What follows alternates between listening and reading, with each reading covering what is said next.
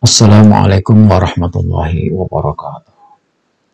Bismillah walhamdulillah wassalatu wassalamu ala rasulillah amma ba'd.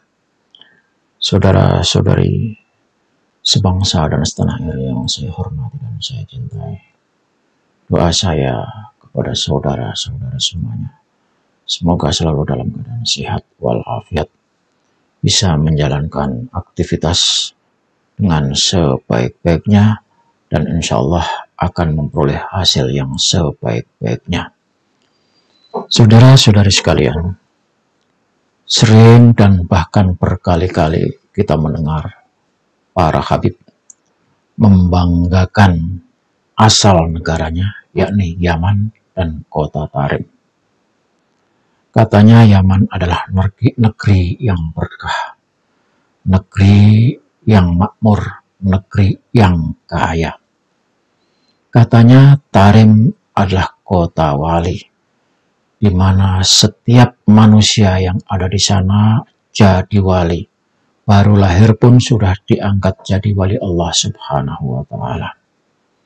Tidak ada orang yang hidup sengsara dan miskin, katanya.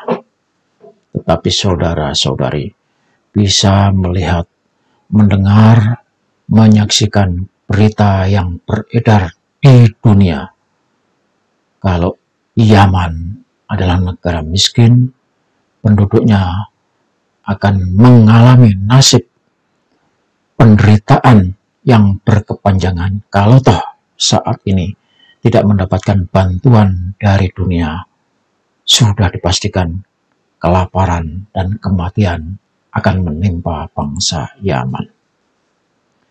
Ketika kita mendengarkan kebanggaan para habib, para imigran yang tinggal di Indonesia begitu mengagungkan Yaman dan menghinakan Indonesia, membanggakan Tarim dan merendahkan Indonesia. Pertanyaan kita, kenapa habib-habib itu tidak pulang saja ke Yaman? Kenapa habib-habib itu tidak kembali ke Tarim, hidup di Tarim, kalau toh katanya Tarim itu adalah surga dunia? Itulah saudara-saudara sekalian, pengakuan habib yang ada di Indonesia. Faktanya dia makan di Indonesia, cari kehidupan di Indonesia, tetapi tidak menjunjung tinggi Indonesia, tetap bahkan menghinakan. Sebaliknya mereka malah membangga-banggakan Tarim yang tidak ada apa-apanya itu. Sekarang mari kita mencoba cari tahu kenapa sampai orang-orang Yaman menyatakan itu. Benarkah Yaman negeri yang diberkahi Allah? Betulkah Yaman negeri yang dicintai Rasul? Betulkah Yaman negeri yang aman? Itu pertanyaan kita. Dan memang saudara-saudari sekalian, kita menemukan sebuah hadis yang diriwayatkan oleh Abu Hurairah. Rasulullah Shallallahu Alaihi Wasallam bersabda, "Atakum ahlul Yaman, datang kepadamu penduduk Yaman. Hum araku afidatan, mereka adalah orang yang lembut hatinya. Wa alyanu quluban, dan paling halus hatinya. Al imanu yamanun, iman itu adalah Yaman. Wal hikmatu yaman, ya hikmah itu adalah Yaman juga." Ini hadis yang kita dapatkan. Persoalannya adalah saudara-saudara sekalian, apa betul Yaman yang dulu itu sama dengan Yaman yang sekarang? Ini pertanyaannya. Ternyata ketika Rasulullah Shallallahu Alaihi Wasallam menyatakan itu, Yaman pada saat itu bisa saja Yaman di mana penduduknya berjuang membantu Rasulullah Shallallahu Alaihi Wasallam. Para sahabat-sahabat juga banyak dikirimkan ke Yaman. Sahabat-sahabat besar misalnya, Ali bin Abi Thalib juga pernah dikirim ke sana. Mu'adz bin Jabal juga pernah dikirim ke sana. Tetapi itu dulu. Dan bisa saja yang dimaksud oleh Rasulullah Yaman yang dulu itu bukanlah Yaman yang sekarang. Ya, karena Yaman yang dulu adalah orang-orangnya benar-benar patuh, taat kepada Allah dan mengikuti jejak-jejak Rasulullah Shallallahu Alaihi Wasallam. Seiring dengan perjalanan waktu, sekarang ini Yaman menjadi negara yang terkutuk menurut saya. Berbalik dari negara yang dulu mungkin makmur, yang dulu rakyatnya hidup sejahtera, sekarang rakyatnya menjadi rakyat miskin, dan bisa saja kalau diteruskan, Yaman akan punah dari muka bumi. Kalau toh masih utuh Yamannya, rakyatnya bercerai-berai.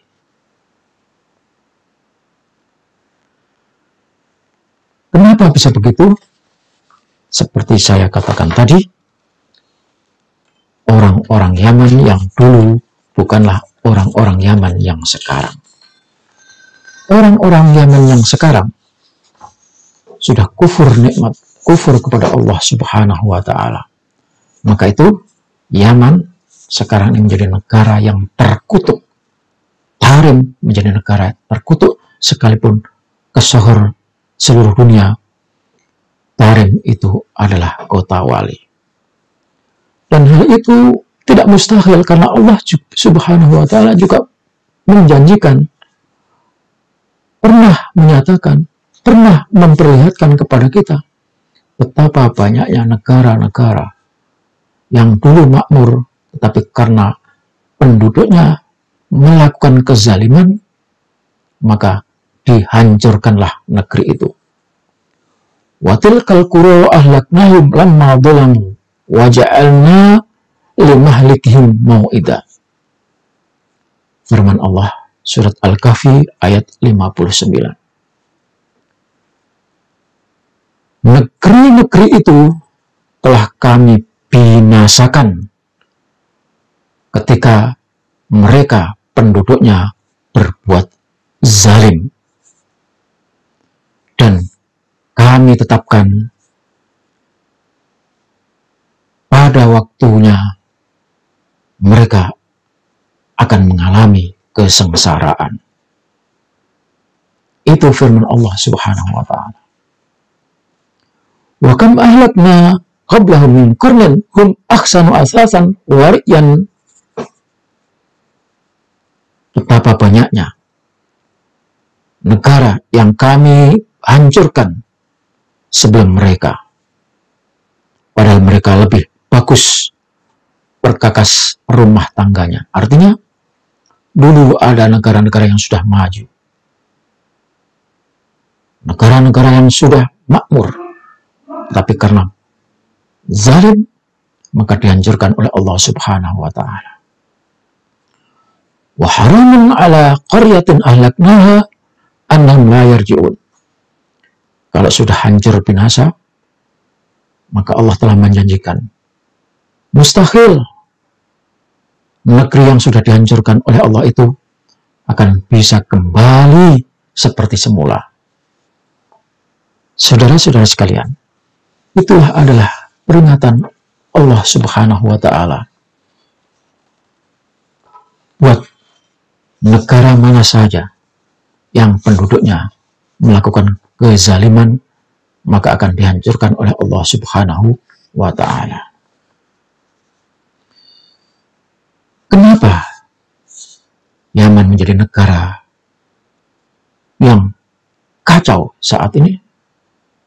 Dan orang boleh menyebutnya negara yang terkutuk karena kemaksiatan, kedurhakaan telah merajalela. khusus Yaman dan Tarim, karena orang-orang yang hebat, orang-orang yang diberikan kedudukan oleh Allah, merasa dirinya suci, merasa dirinya mulia, merasa dirinya sebagai orang-orang yang paling dekat kepada Allah, paling murni, paling sunnah kepada Rasulullah. Faktanya mereka melakukan kemungkaran, melakukan kejahatan, melakukan penipuan atas nama Allah, juga atas nama Rasulullah Shallallahu Alaihi Wasallam. Apa yang dilakukan oleh mereka? Di antaranya, satu, menjadikan Tarim lebih mulia dari tanah haram Makkah dan Madinah, juga Palestina. Padahal Makkah, Madinah, Palestina sudah dijanjikan oleh Allah Subhanahu wa Ta'ala sebagai negara yang mulia, yang suci. Tidak ada hadis satupun yang menyebutkan kalau Tarim itu tanah suci. Tetapi para habib-habib keturunan Ba'alawi ini menyatakan diri kalau Tarim adalah kota suci. Bahkan belakangan dijadikan tempat umrah. Na'udzubillah min dzalik, dan itu atas nama agama, atas nama Rasulullah. Ini adalah pelanggaran, kedurhakaan kepada Allah dan Rasulullah. Yang kedua, orang-orang Tarim yang ngaku-ngaku jadi wali Allah itu, katanya tidak perlu lagi menunaikan ibadah haji ke Makkah. Itu sebuah kedustaan, sebuah kebohongan, karena syariat Islam, rukun haji yang kelima wajib dilaksanakan ke Masy'aril Haram. Tetapi wali-wali Allah itu katanya tidak perlu haji, padahal ada kemampuan. Ini adalah kedurhakaan kepada Allah Subhanahu wa Ta'ala. Yang ketiga, orang-orang Tarim nggak perlu ziarah ke makam Rasulullah Shallallahu Alaihi Wasallam. Katanya Rasulullah lebih rendah daripada orang-orang Tarim. Orang-orang Tarim lebih mulia daripada Rasulullah, sehingga mereka menyatakan, kami orang-orang Tarim, wali-wali Allah, tidak perlu ziarah ke makam Rasulullah, karena Rasulullah sendiri yang akan ziarah ke Tarim. Ini adalah kedustaan dan kebohongan, kedurhakaan kepada Allah Subhanahu wa Ta'ala. Padahal ada anjuran ziarah ke makam Rasulullah Sallallahu Alaihi Wasallam. Ya, dalam sebuah hadis, siapa yang ziarah ke makamku, maka seperti ziarah menemui aku. Tapi orang-orang Tarim tidak mengakui itu. Dirinya merasa lebih mulia, Rasulullah dianggap lebih rendah, sehingga Rasulullah yang diminta oleh mereka datang ke Tarim. Yang keempat, para habib bukanlah keturunan Rasulullah, tetapi ngaku-ngaku keturunan Rasulullah. Ini adalah sebuah dosa besar, kedurhakaan besar. Ngaku-ngaku sebagai cucu Rasulullah, padahal terbukti mereka bukan keturunan Rasulullah, tetapi justru keturunan orang-orang yang memusuhi Rasulullah, yakni orang Yahudi. Ini adalah sebuah kedurhakaan, dan itu pula yang menyebabkan penghinaan terhadap Rasulullah, yang berarti juga membekal Rasulullah, menyebut dirinya sebagai Habib, padahal Habib itu hanya Rasulullah yang berhak menyandangnya. Dan Allah yang memberikan panggilan Habib itu kepada Rasulullah. Tetapi panggilan Habib itu dibekal, dijambret dari Rasulullah, dicuri dari Rasulullah, diterapkan, disandang untuk diri keturunan Ba'alawi. Yang kelima, pengakuan para Habib sebagai keturunan Rasulullah bukan untuk meningkatkan ketakwaan kepada Allah, tapi dipakai untuk menipu umat Islam, mencari makan, mencari penghidupan atas nama Rasulullah, sehingga orang-orang merasa dipaksa karena harus hormat dengan para habib yang ngaku-ngaku sebagai cucu Rasulullah Shallallahu Alaihi Wasallam. Ini sama artinya merampok, membegal, dan hasil begalannya itu dipakai untuk membegal lagi. Tuh. Yang keenam, orang-orang Yaman, para habib-habib ini sudah melebihi batas, menjadikan kubur-kubur lebih mewah dari istana. Dan di sana kubur-kubur itu dipakai untuk ritual, sekalipun isinya adalah sholawatan, sekalipun isinya adalah puasa atau tirakat dan sebagainya. Tetapi sesungguhnya Rasulullah telah melarang untuk menjadikan kubur itu sebagai tempat-tempat untuk melakukan pemujaan. Dan habib-habib itu melakukan pemujaan terhadap kubur-kubur sampai nisan-nisan pun dirangkul, dicium, dirawat, dihias-hias lebih mewah daripada istana. Itu adalah kesesatan.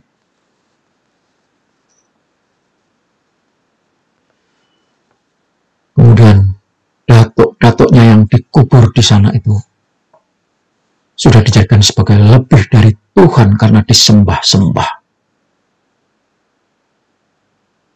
Kalau mereka menyatakan kami tidak menyembah datuk kami, toh faktanya kita bisa lihat di berbagai media kayak apa mereka memperlakukan kubur-kubur itu seperti berhala yang disembah.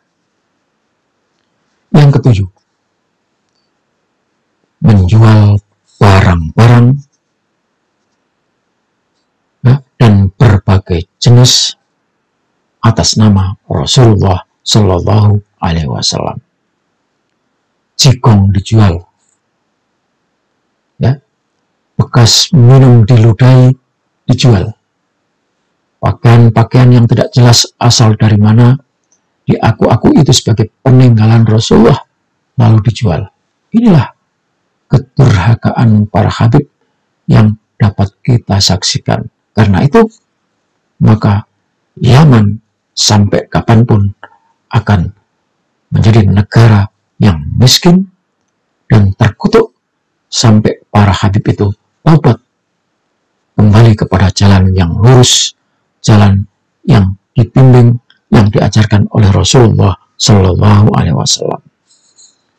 Terakhir, kalau para habib itu memang benar-benar cinta kepada tarim, cintanya melebihi dari segala-galanya, sementara dia mencari makan di Indonesia, maka jika tidak bisa melupakan tarim dan menganggap tarim sebagai negara tanah yang suci, maka kami persilakan kepada para habib itu kembali ke tarim, jangan lagi tinggal di Indonesia.